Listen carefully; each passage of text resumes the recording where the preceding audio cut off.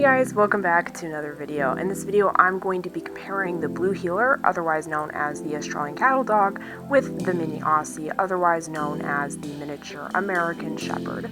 So let's just get into this. First off, let's get into their personalities. For the Blue Heeler, I would describe them as very loyal, they're driven, they're affectionate in kind of a rugged way, and they are going to be very hard workers. They're going to want a job. They're going to really want to do something. And they don't always need to do it with you. So they're kind of independent. Alright, for the Mini Aussie, I would describe them as very sweet. They're smart. They're loyal. They're going to want to do things with you. They want a job, but I think they want to do it with you.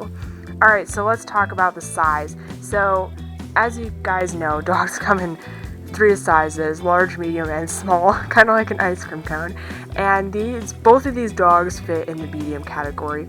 For the Blue Heeler, you can expect, including both males and females, them to be anywhere from 17 to 20 inches at the shoulder. For the Mini Aussie, including both male and females, you will have anywhere from 13 to 18 inches at the shoulder. Weight-wise, for the Blue Heeler, you can expect 35 to 50 pounds, and weight-wise for the Mini Aussie, you can expect 20 to 40 pounds.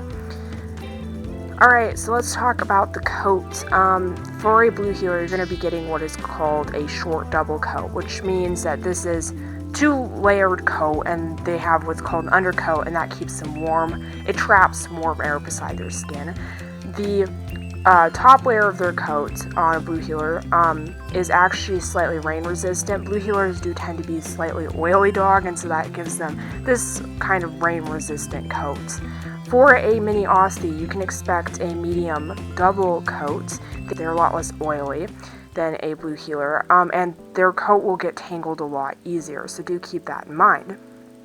Alright, so let's talk about shedding since we're in the coat arena. I would say that the shedding is probably medium. You're going to be extracting a fair amount of fluff from your dog. It's going to be a lot of fluff. You can expect that to really go up around shedding season. And so for grooming, I would say for the Blue Heeler, you're going to need occasional brushes. I did my Blue Heeler once or twice a week. For Rhett, on the other hand, who's a Mini Aussie, I do several times per week. And he hit shedding season, I was doing him every single day to keep up with it. So do keep that in mind. They're gonna need more grooming than a Blue Heeler. Alright, so let's talk about the energy needs. Both dogs will need a ton of exercise. These are both herding dogs. They're going to want a job. They're going to want things to do. They're going to need a lot of exercise. So do keep that in mind. This is not a lay on the couch type of dog. Alright, so now let's talk about how much your dog's going to be barking. For a Blue Heeler, I would consider them low, infrequent barkers. They're going to bark to alert, and that's basically it. The only catch on that is if you're not giving them enough mental stimulation.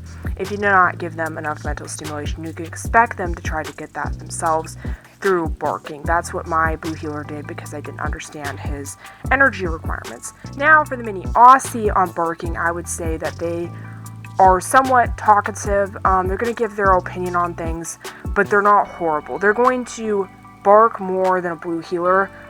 Alright, let's talk about training up next.